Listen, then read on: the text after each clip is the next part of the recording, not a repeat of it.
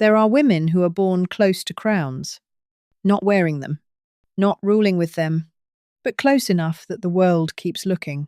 Catherine Oxenberg was one of those women. She had a face that seemed made for portraits, a name that carried old Europe inside it, a family tree filled with kings, queens, princes, exiles, and vanished empires. And then, almost as if life were writing its own strange drama, she became famous by playing royalty on screen. First, she played Princess Diana. Then she entered the glittering world of Dynasty, where wealth was theatrical, beauty was dangerous, and family secrets could destroy entire lives before the evening was over. To the public, Catherine Oxenberg appeared almost unreal. Royal by blood, Hollywood by timing, beautiful by nature, privileged by inheritance. But privilege has a way of hiding its own shadows. A royal name does not protect a child from loneliness. A famous face does not guarantee a lasting career. A glamorous marriage does not always become a safe home. And a mother's love, even when fierce, does not always reach a daughter in time. For years, Catherine Oxenberg was described through the easiest words: princess, actress, beauty, dynasty star, royal relative. But those words were never enough. Because the most important chapter of Catherine's life did not happen in a palace. It did not happen on a red carpet. It did not happen beneath studio lights. It happened in fear, in silence, in phone calls, in documents, in meetings, in warnings, and in the unbearable realization that her daughter had been pulled into something far more dangerous than she first understood. This is the story of Catherine Oxenberg. A woman born near royalty, a woman once admired for glamour, a woman whose fame rose quickly, softened slowly, and was later overshadowed by something darker. But above all, it is the story of a mother who discovered that the true test of her life would not be whether the world remembered her beauty. It would be whether she could save her child. Before the headlines, before the cult, before the courtroom, before the documentaries, before the name NXIVM became known around the world, there was a little girl born into two different worlds. One world was American, modern, practical, and self-made. The other was European, aristocratic, exiled, and haunted by history.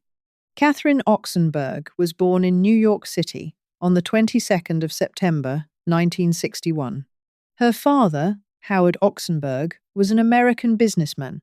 Successful, ambitious, rooted in the world of commerce, work, and self-invention. He represented the 20th century American dream. A man who built his place in society rather than inherited it. Her mother was Princess Elizabeth of Yugoslavia, and that single fact changed the way people looked at Catherine before she had ever spoken a line on camera. Princess Elizabeth came from a royal house that no longer ruled. That detail matters, because Catherine's royal inheritance was not the simple fantasy people imagined. It was not a childhood of secure thrones, national ceremonies, and palace power. It was memory, lineage, manners, family photographs, names that belonged to history books, stories of courts that no longer existed. Her mother's family connected Catherine to the former royal family of Yugoslavia, to Greek royalty, to Romanov ancestry, and to the wider network of European dynasties that once seemed permanent. But the 20th century had not been kind to permanence. Empires collapsed. Kings were pushed aside. Borders moved. Families went into exile. Titles survived in conversation long after political power had vanished. So Catherine grew up with a strange inheritance. She came from grandeur, but not from security. She came from royalty, but not from a kingdom. She came from a past so impressive that journalists could not resist it, but she still had to build a life in the present. This is one of the quiet mysteries of Catherine Oxenberg's life. People saw the royal blood, but they did not always see the emptiness of a royal identity without a royal home. They saw the family tree, but not the emotional confusion of belonging to something that history had already taken away. They saw the glamour, but not the exile inside the glamour. For a child, that kind of background can be both enchanting and lonely. You are told that your ancestors mattered, that your family once moved through palaces and courts, that your bloodline connects you to people whose portraits hang in museums. But then you look around, and there is no throne, no country waiting, no official role, no clear future written for you. Only expectation, only memory, only the burden of being descended from something that no longer gives you a place. Catherine's parents' marriage did not last. She was still very young when the family structure around her changed. The child who seemed to belong to a world of portraits and pedigrees also learned early that beautiful arrangements could break. Her parents came from different worlds. One self-made and American. One aristocratic and European. One looking forward. One carrying the weight of the past. And when the marriage ended, Catherine's life became even more divided. New York, London, elite schools, family names, different countries, different identities, different versions of herself depending on where she was standing. The outside world saw royal blood. The child experienced separation. The outside world saw elegance. The child learned that belonging was not always simple. She grew up partly in London, surrounded by the atmosphere of European society. There were polished rooms, important names, international accents. So, people who understood rank, lineage, and old codes of behavior. There was beauty in that world. There was history. There was refinement. But there was also distance. Emotional distance. Social distance. The kind of distance that teaches a young person how to behave before it teaches them how to be vulnerable. People often imagine privilege as comfort, but privilege can be cold. It can teach discipline without tenderness. It can teach posture without safety. It can teach a child how to enter a room beautifully while giving her no language for what hurts inside. Catherine was noticed early, not only because of who her mother was, but because she had the kind of beauty that invited attention. She was photographed as a child by Cecil Beaton, one of the great image makers of the 20th century. That detail feels almost symbolic. Before she could choose the camera had already found her. To be photographed so young by a legendary photographer is not an ordinary childhood detail. It means she had already entered a world where appearance mattered, where people looked, where beauty could become identity before a child had time to decide who she was. As Catherine grew older, modelling followed. Her face had the right quality for fashion. Elegant, remote, aristocratic, not simply pretty, but composed, as if she had been trained by history itself to sit still beneath attention. Magazine covers came. Public fascination grew. The story was easy to tell. A royal descendant with movie star beauty. A young woman with a European title in her family and a Hollywood face. A real-life princess figure stepping toward the camera. But beauty can become its own prison.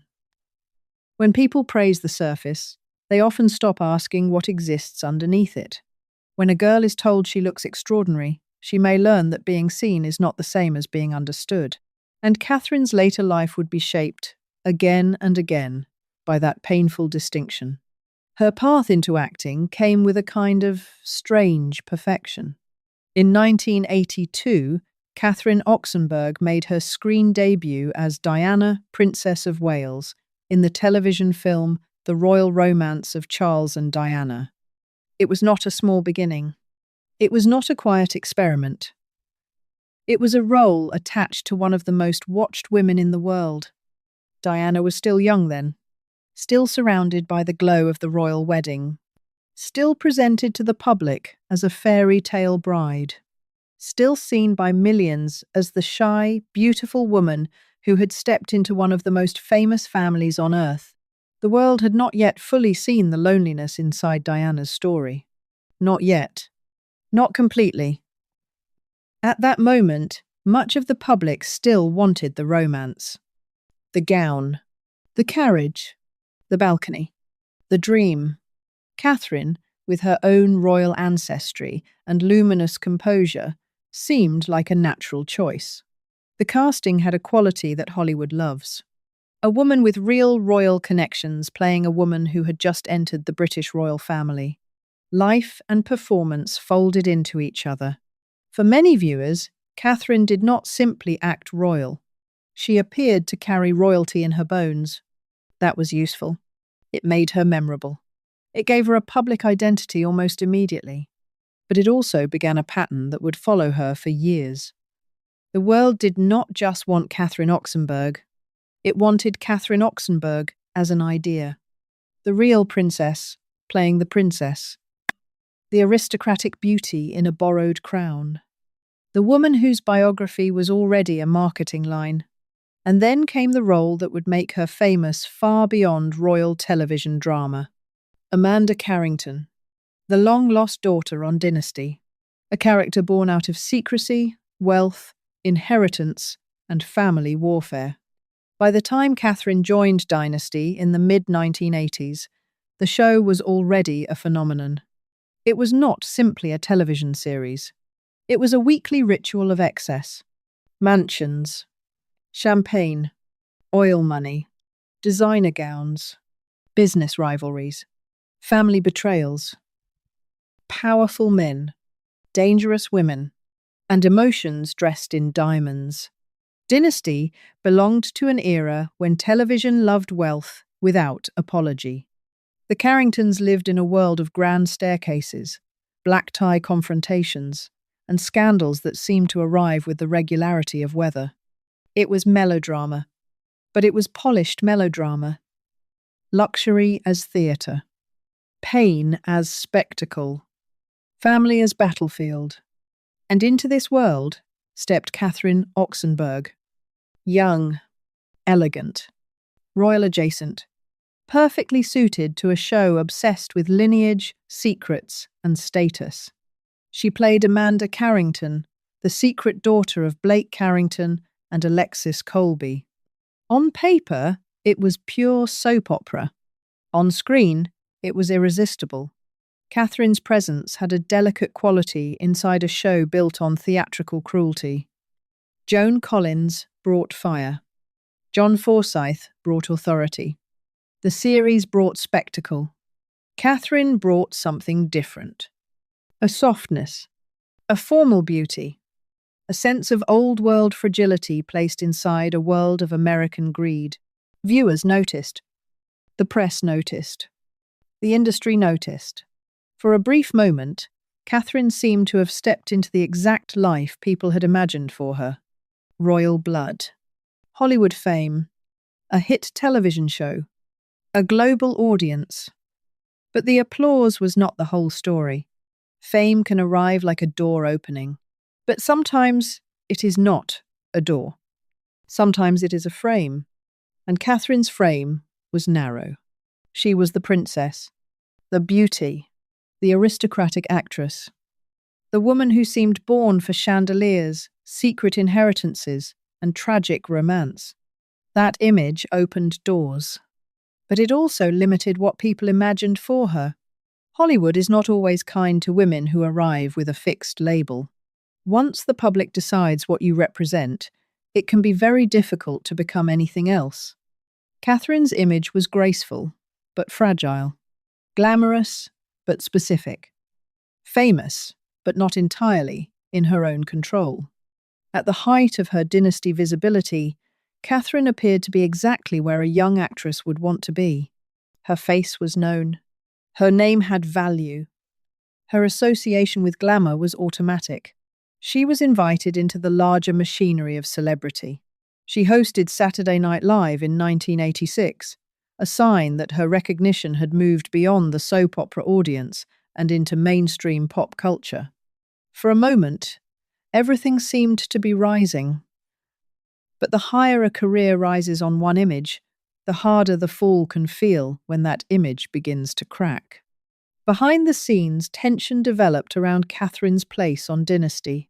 Reports from the time described conflict connected to her departure. Some accounts suggested she was fired.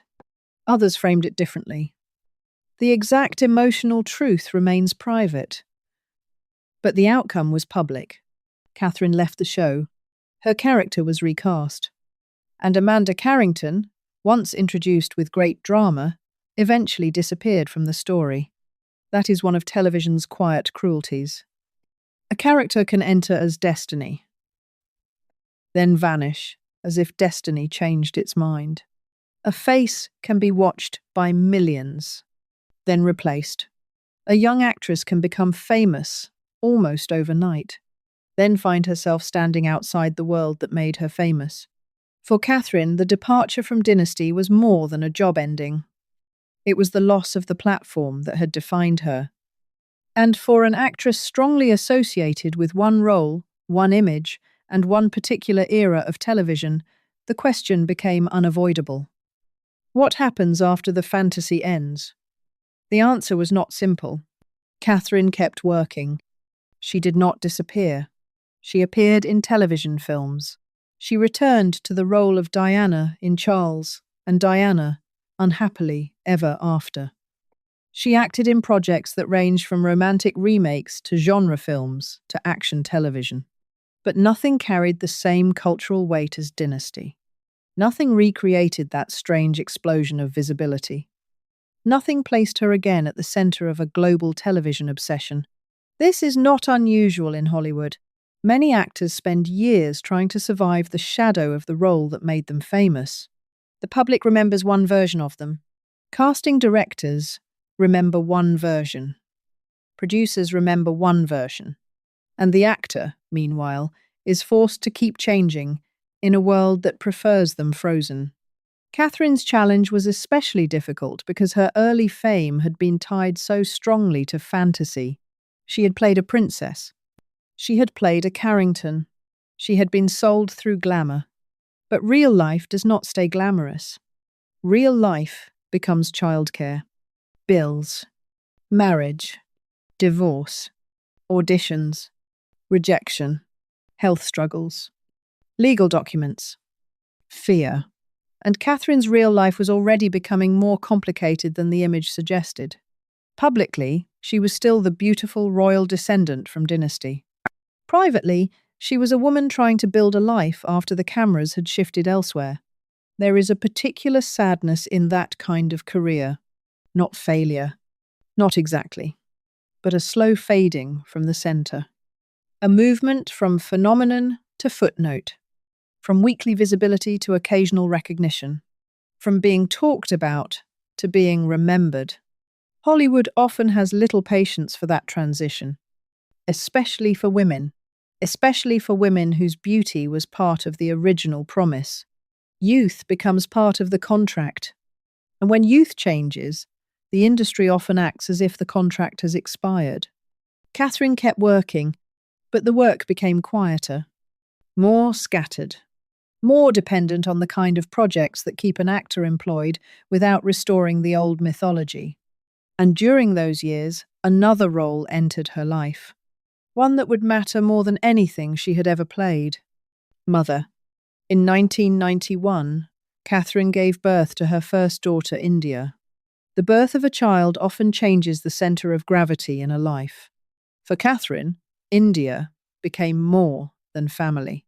She became the emotional heart of the story that was still waiting to unfold. At that time, the public did not understand the full complexity of Catherine's personal situation, nor did it need to. But motherhood was not a decorative chapter. It was not an elegant photograph. It was daily responsibility, private worry, single motherhood, work, protection, the quiet, repetitive labor that no magazine profile can fully capture. The woman the public associated with royal glamour was now living the ordinary and extraordinary demands of raising a child, feeding her, comforting her, choosing schools, building routines, making mistakes, trying again, Motherhood gave Catherine a kind of purpose that fame could not. Fame is unstable. It depends on other people looking. Motherhood is intimate. It depends on someone needing you even when no one else sees. And yet, in Catherine's case, motherhood would later become the source of her greatest terror. The same daughter who gave her life its deepest meaning would one day begin drifting into a world Catherine could not understand. But that was still years away. Before that darkness arrived, Catherine's public life continued to unfold through work, relationships, and attempts at reinvention. In 1998, she married legendary Hollywood producer Robert Evans. Evans was not simply a producer. He was a symbol of a certain old Hollywood excess, a man connected to films, power, style, scandal, and myth. He belonged to a world of big deals, dramatic stories, and larger-than-life self-invention. The marriage lasted only days before it was annulled. 9 days. A number so brief that it became more memorable than the marriage itself. The public did not receive a full emotional explanation, and perhaps it had no right to one. But the briefness of it added another strange footnote to Catherine's image. Royal blood, television fame, Hollywood producer, 9-day marriage. From the outside, it looked like gossip. From the inside, it may have been something far more human. A decision, a mismatch, a mistake, a private unraveling that became public because famous people are rarely allowed to make quiet errors. That is another cost of public life. Even your shortest chapters can become permanent labels. A mistake that ordinary people might bury in silence becomes part of your biography forever. The following year, Catherine married actor Casper Van Dien. The relationship seemed more grounded, more domestic, more connected to family life. Together they had 2 daughters, Maya and Celeste. Catherine also became part of a blended household, with the ordinary chaos and emotional complexity that comes when families merge.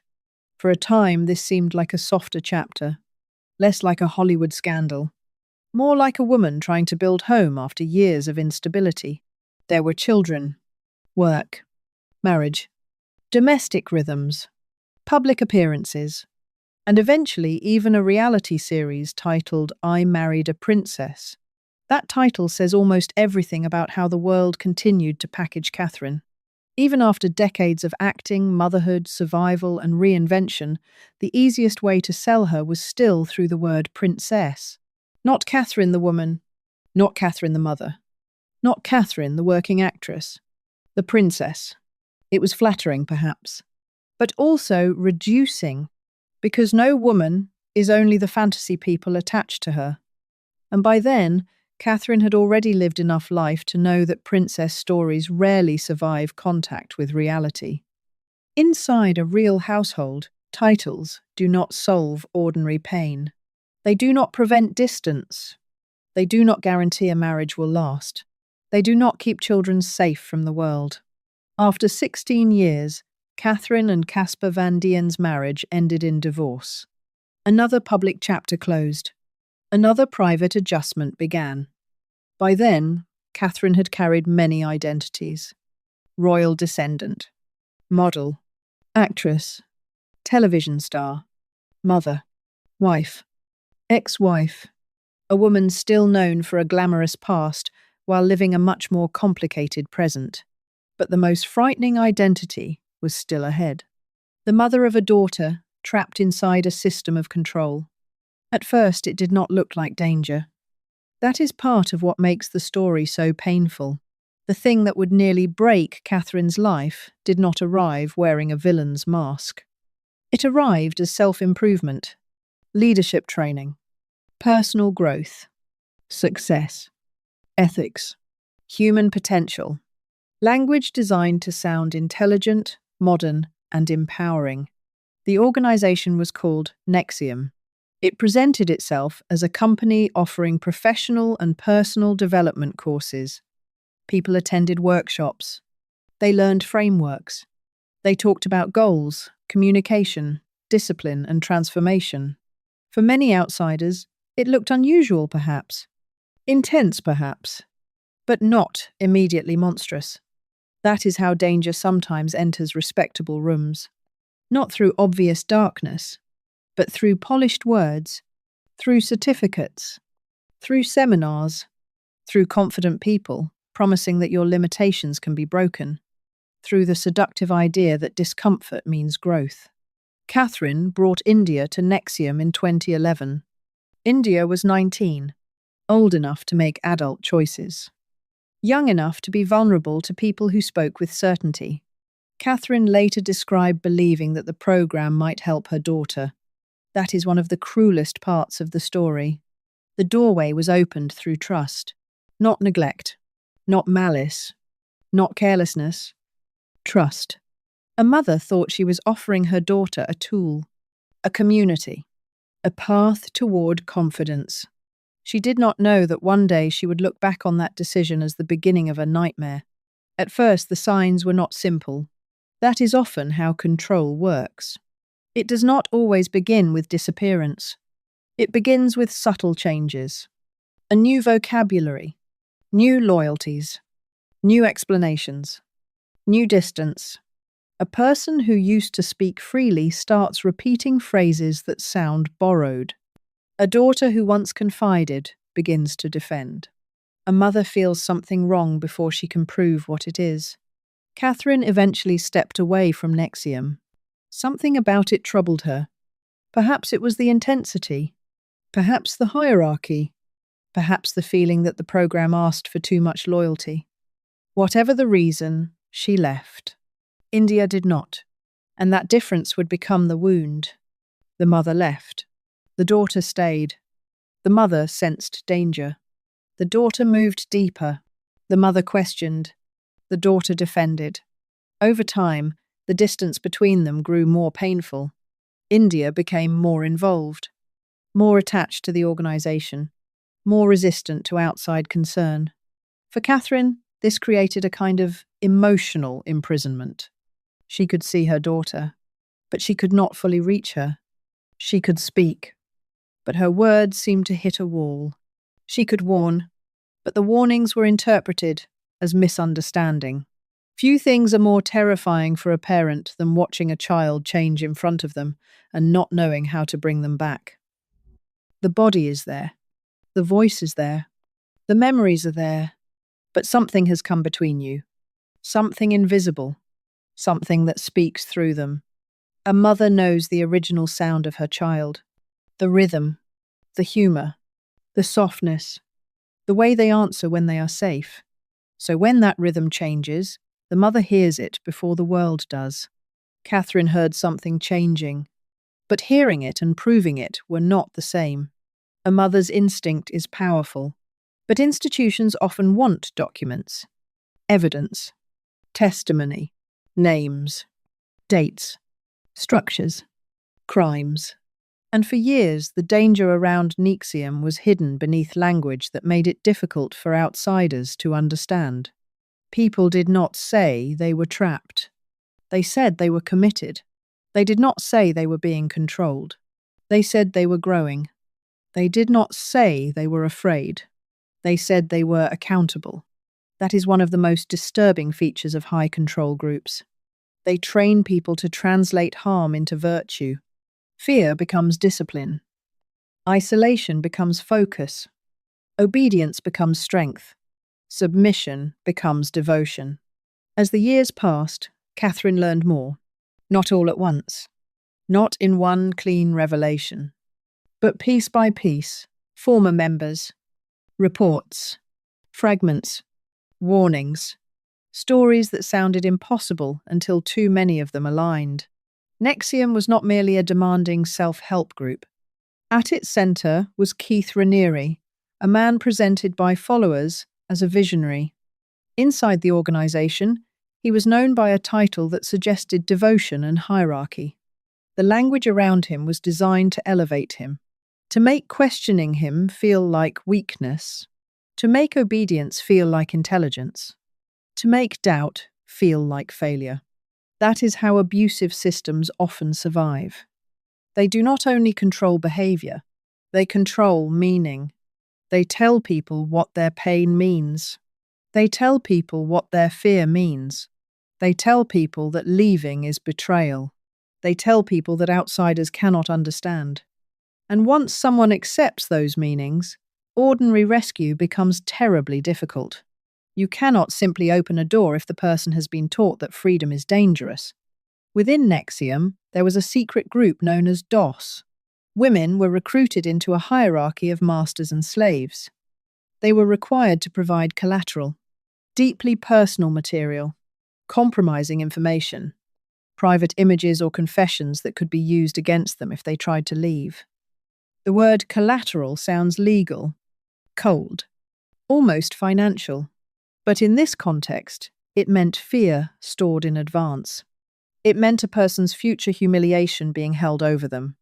It meant exit became dangerous before the person even realized she was trapped. India was drawn into this inner world. According to public accounts, she was recruited by actress Alison Mack, who had become one of the high-profile figures connected to NXIVM. India later described the psychological and emotional control she experienced. There were severe restrictions, demands, obedience, secrecy, and eventually branding. A physical mark, permanent, presented under false or misleading meaning, later understood as connected to Keith Ranieri's initials. Imagine being Catherine Oxenberg when that truth began to emerge. Not as a rumor about strangers, not as a distant news story. Your daughter, your child, the girl you raised, the baby whose life changed yours. Marked, controlled, defending the system that had harmed her. The fairy tale language around Catherine's life could not survive this chapter. What use is royal blood against psychological control?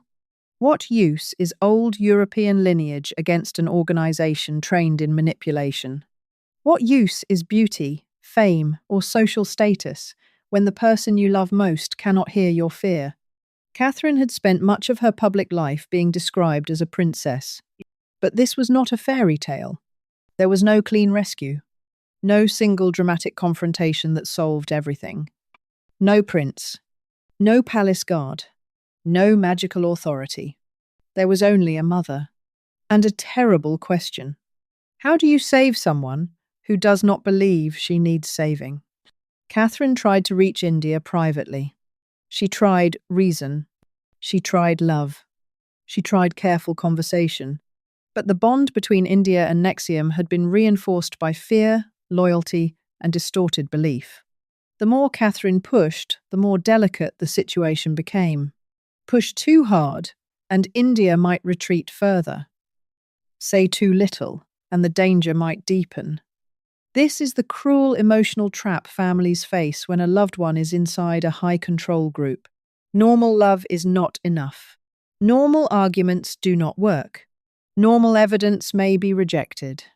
The person you are trying to protect may experience your protection as betrayal. Catherine had to learn a new kind of patience, a brutal kind. The patience of a mother who cannot storm the castle because the castle is inside her daughter's mind. So she began gathering information. She contacted former members. She spoke to journalists. She tried to get the attention of authorities. She worked to understand the structure of NXIVM and the people protecting it. The more she learned, the more frightening the picture became. NXIVM had wealthy supporters. It had legal pressure. It had a reputation for going after critics. It had years of experience defending itself. Catherine was not simply fighting one man. She was pushing against a system. And systems do not collapse because one mother is afraid.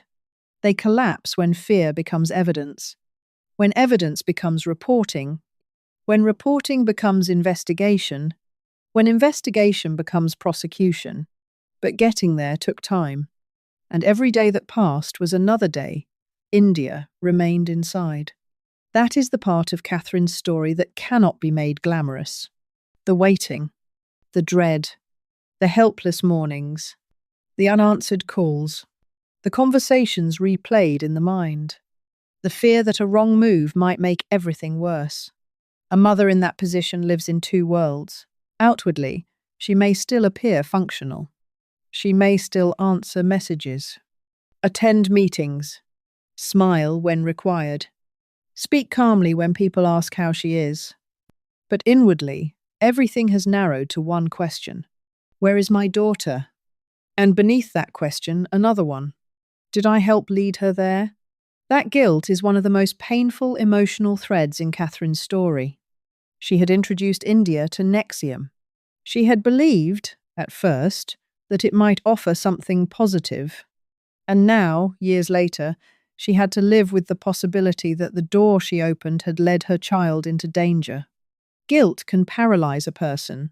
It can whisper that you have no right to fight because you made the first mistake. It can turn every memory into evidence against you. It can make a mother relive one decision until the past feels like a prison. But Catherine did not remain trapped in guilt. She used it. She turned it into urgency.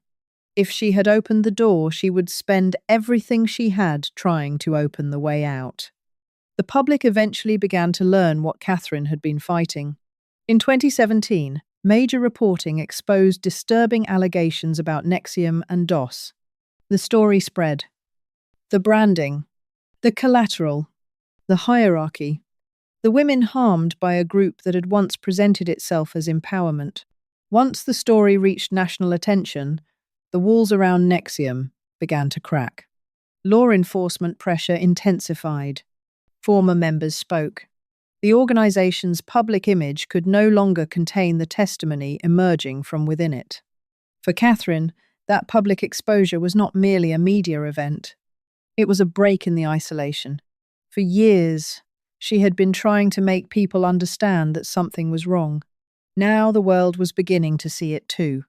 There is a strange relief in being believed after years of fear. Not joy, not celebration, but relief. The relief of no longer sounding impossible.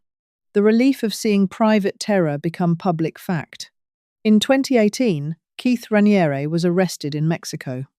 Alison Mack was arrested soon after. The machinery that had seemed untouchable began to face criminal consequences. But even then, Catherine's story was not finished. An arrest does not instantly undo years of control. A courtroom does not automatically restore a daughter's trust. Justice may begin in public. Healing begins much later, and usually in private. India eventually left NXIVM in 2018. She returned to her mother. But the return was not the ending. It was the beginning of a different struggle. Rebuilding, remembering, understanding. Separating her own thoughts from the thoughts implanted by the group, learning how to be safe again, learning how to trust her mother again, learning how to trust herself. For Catherine, the relief must have been overwhelming. But relief does not erase trauma. The daughter was home, but the years were still there. The fear was still in the body. The damage still needed language.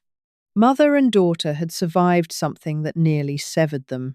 Now they had to find each other again without pretending nothing had happened. That may be one of the most quietly moving parts of the story. Not the exposure, not the arrests, not the headlines, but the slow return of ordinary connection. A daughter in the same room, a mother learning when to speak and when to listen. Trust rebuilt not through one grand gesture, but through repeated proof. A relationship repaired one conversation at a time. In 2020, Keith Raniere was sentenced to 120 years in prison. The sentence was enormous, symbolic, a public acknowledgement of the harm done. For many survivors, it marked a form of validation, not restoration. Nothing could restore the stolen years. But validation matters. It says the harm was real. It says the victims were heard. It says the man who built the system could no longer hide behind the language of self-improvement. Catherine's public identity changed again. She was no longer simply remembered as the actress from Dynasty. She was now the mother who fought NXIVM, the woman who would not stop, the woman who helped push a hidden nightmare into public view. It is a strange kind of legacy. No actress dreams, at the beginning of her career, of being remembered for surviving a cult's damage to her family. No mother imagines that the most important work of her life will involve dossiers, journalists, law enforcement, and public exposure. But life does not ask permission before changing the meaning of a name. Catherine wrote and spoke about the ordeal. She participated in documentaries. She helped bring attention to the experiences of survivors. She founded efforts to support people leaving similar controlling environments. In doing so, she allowed her private pain to become public service. That choice is not simple. When a family trauma becomes a public story, privacy is lost again. The wound is discussed, analyzed, summarized, consumed. People who were not there form opinions. Some sympathize. Some misunderstand. Some judge. But silence has a cost too. And Catherine seemed to understand that if the story remained hidden, others might remain vulnerable. So she spoke. Not because speaking was easy, but because silence had already protected the wrong people for too long. The irony is sharp. Catherine Oxenberg had spent her youth being looked at, photographed, cast, described, marketed. But in this later chapter, she was not asking the world to look at her beauty. She was asking the world to look at danger, to look at coercion, to look at the way intelligent people can be manipulated, to look at how love can become trapped inside systems of control. And somewhere in that transition, the old princess image finally became less important. The public had once been fascinated by Catherine's ancestry, who she descended from, which royal houses appeared in her family tree, how near or distant she was from various thrones. But none of that explained her courage. Lineage did not make the phone calls. Lineage did not gather the documents. Lineage did not endure the fear of losing a daughter. Lineage did not stand up to NXIVM. Catherine did. That is the deeper emotional truth of her life. She was born near power, but she found her strength in powerlessness. She was admired for beauty, but she became significant through endurance. She was known for playing princesses, but her most important role was not glamorous at all. It was being a mother who refused to disappear. After the NXIVM chapter, Catherine's life did not become a simple happy ending. Lives rarely do. There were still losses, still trauma, still the physical and emotional consequences of prolonged fear. Public reports later described Catherine facing severe pain and seeking healing from the trauma connected to those years. She spoke about not being broken, about discovering that something inside her remained intact. That matters. Because survival is often misunderstood. People imagine survivors as either destroyed or triumphant. But many survivors live somewhere between those extremes.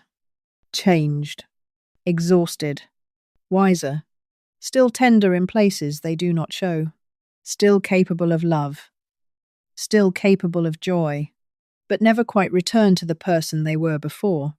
Catherine's later life has included new chapters. India built a life outside NXIVM. She married. She became a mother. Catherine herself married businessman Ellis Jones in 2023 in a beachside ceremony that suggested peace after years of storms. There is something deeply human in that image. Not the young actress in Diamonds. Not the woman beside Joan Collins on a famous television set. Not the royal descendant discussed in society pages. But an older woman standing near the ocean, choosing love again after fear, divorce, fire, trauma, and public scrutiny. The ocean is not a palace, but perhaps it is better. A palace remembers hierarchy. The ocean remembers survival. It takes what is broken. It moves. It returns. It keeps breathing. And Catherine's story, in the end, is not the tragedy people might expect from the title. It contains tragedy.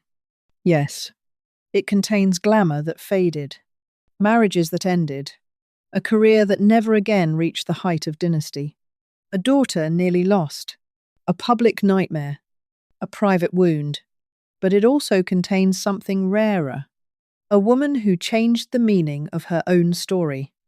At first, Catherine Oxenberg seemed to belong to the world of inherited names, then to the world of television fame, then to the world of tabloid curiosity, then to the world of maternal terror. But by the later chapters, she belonged to something else. A world of testimony, advocacy, recovery, and love that had been tested until only the strongest part remained. The public image of Catherine Oxenberg was always built from contrasts. American-born, but royal by descent. An actress, but often cast as a princess. Privileged, but not protected. Famous, but not always secure. Beautiful, but carrying private pain. A mother, but for years unable to reach her daughter. Those contrasts are what make her life more than a celebrity biography. They make it a story about the limits of glamour, because glamour is powerful only from a distance. Up close, it cannot comfort a frightened parent. It cannot undo manipulation. It cannot stop a daughter from being harmed. It cannot force justice to move faster. The things that saved Catherine's story were less glamorous. Persistence, research, humility, anger, maternal instinct, the willingness to be dismissed and continue anyway, the courage to make private fear public. There is a moment in many lives when the old identity no longer helps. For Catherine, the princess image could not help. The Hollywood image could not help. The aristocratic background could not help. The only useful thing left was love. And love, when stripped of fantasy, can become ferocious. Not soft love, not decorative love, not the love of romantic films or royal weddings. A harder love, the kind that studies legal systems, the kind that calls journalists, the kind that risks humiliation, the kind that keeps speaking when powerful people would prefer silence. That was the love Catherine found. Or perhaps it had always been there, waiting for the moment when every other identity failed. To understand Catherine Oxenberg only as a former Dynasty actress would be to miss the point. To understand her only as a royal descendant would be even smaller. Her life shows how easily the world can mistake decoration for destiny. The crown in the family tree, the famous television role, the magazine beauty, the elegant surname. Those things made people look, but they did not reveal the person. The person was revealed later, in crisis, in fear, in the refusal to give up. That is often how character appears. Not at the ball, not at the premiere, not when everyone applauds, but when the room is empty, when the phone does not ring, when the person you love is beyond reach, when the world tells you the situation is too complicated, when your own guilt is almost unbearable, and still you continue. Catherine Oxenberg's story began near thrones that no longer existed. It rose through Hollywood lights that did not last. It passed through marriages, motherhood, and public reinvention. It entered darkness through NXIVM, and it emerged not untouched, but transformed. She did not save a kingdom. She did not need to. She fought for one life, her daughter's, and in doing so she gave her own life a meaning far deeper than the one the public first assigned to her. The world once called her a princess because of blood, but bloodline was never the most royal thing about her. The most royal thing was the refusal to abandon love when love became frightening. The refusal to look away. The refusal to let a powerful system have the final word. In the end, Catherine Oxenberg's life is not a fairy tale. It is too painful for that, too complicated, too marked by real harm. But it carries something fairy tales often understand better than society pages do. That the castle is not always safe. That beauty is not protection. That evil can arrive dressed as wisdom. That mothers sometimes have to become warriors. And that the person born near a crown may spend a lifetime discovering that the only crown worth having is the one made of courage. Catherine Oxenberg had the name, the face, the lineage, the fame, the public fascination.